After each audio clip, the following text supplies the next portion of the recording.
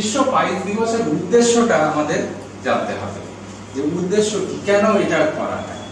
এর প্রধান কারণ হচ্ছে যে মানুষের মধ্যে সচেতনতা বৃদ্ধি।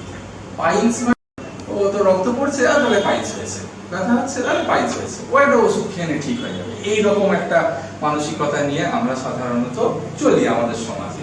সব ক্ষেত্রে নয়, কিন্তু অধিকাংশ ক্ষেত্রেই এই সম্বন্ধে একদম সঠিক তথ্য যাতে আমাদের মধ্যে থাকে সেইটাই আমাদের জানাতে হবে, এটাই আজকের উদ্দেশ্য।